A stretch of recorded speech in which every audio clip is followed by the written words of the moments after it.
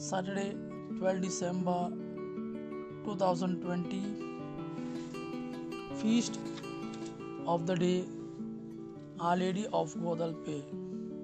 An elder Mexican can make his way to Mass in the early morning twilight of December 9th, 1531. He is a peasant, a simple farmer, and a laborer, and he has no education. Born under Aztec rule, he is a convert to Catholicism, and each step he takes this morning is a step into history. The morning quiet is broken by a strange music that he will later describe as the beautiful sound of birds. Diverting his path to investigate the sound, Juan Diego comes face to face with the radiant apparition of the Virgin Mary. Juan Diego is 57 years old. He has just encountered the Virgin Mary on Tepewek Hill, the site of a former Aztec temple. His wife has died 2 years earlier, and he lives with his elder uncle, scratching his living from the earth as a humble peasant farmer. Why should this unlearned man be chosen by Our Lady to carry a message to the bishop? Perhaps because she would find none other as humble as Juan Diego. Juan Diego is dazzled by the incredible beauty and miraculous nature of Our Lady's appearance. She appears as a native princess to him, and her words sound more beautiful than the sweetest music ever made. Our Lady calms the startled traveler and assures him of who she is. She instructs Juan Diego to visit the bishop and ask the temple be built on the site of her appearance, so that she will have a place to hear the petitions and to heal the suffering of the Mexican people. Now go and put forth your best effort, Our Lady instructs. Bishop patiently listens to Juan Diego's accounts and dismisses him. The humble farmer had failed. Juan Diego begins to doubt himself. He returns to Peque Hills where he hopes for some confirmation of what he's experienced.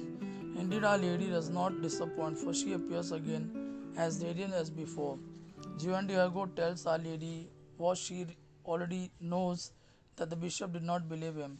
She instructs him to return next morning and asks again. Bishop is beside himself.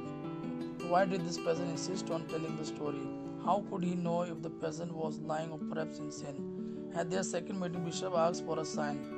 Juan Diego makes a promise he won't keep, saying he will return the very next morning with a sign from Our Lady. But that evening, Juan Diego returns home to find his uncle Juan Bernardino, who is 68 years old and suddenly terribly ill. The illness is known to the people there and brings a burning fever so hot it is almost always fatal. Juan Diego cannot leave his uncle's bedside to keep his pledge to the bishop. He spends 2 days with his uncle trying to save him. When it becomes apparent his uncle is about to die, he lives to find a priest who can prepare him for death. Frightened and saddened, Juan Diego sets off in a great hurry. Time is running out, and Juan Diego is afraid his uncle will die without a last confession. On the road, in his way, Our Lady appears for a third time. Upset and afraid, Juan Diego explains himself. Our Lady replies, Am I not your mother? Are you not in the crossing of my arms? She asked. Shamed by the admonishment but emboldened by Our Lady's presence, Juan Diego asks for the sign he promised to the bishop. He knows he is wrong to doubt Our Lady. Juan Diego is instructed to climb to the top of Tepeg Hill, where he will find flowers. He is to pick the flowers there, which are unlike any he has seen before, and he is to keep them hidden in his tilma until he reaches the bishop. Juan Diego is skeptical again. It's December. What flowers could grow on the summit of the hill in this cold? Nevertheless, he obeys, and atop the hill he finds a great number of flowering roses, which he picks and hastily gathers into his cloak. For the third time, Juan Diego is ushered into the seat by the bishop. The skeptical cleric has waited for 2 days to see what sign Our Lady has for him. Juan opens his tilma, letting the roses cascade to the floor. But more than the roses, both men are astonished to see what is painted on his humble tilma, an exquisite image of Our Lady. In this image, she stands as she appeared, a native princess with high cheekbones. Her head is bowed and her hands are folded in prayer to God.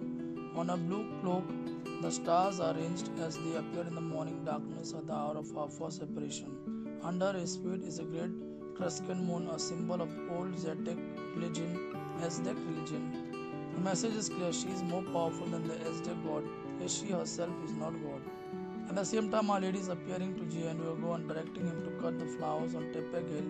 She also appeared to his uncle Giovanni Badeno, who believes he is about to die. As soon as she appears, the fever stops and Giovanni Bernardino feels well again.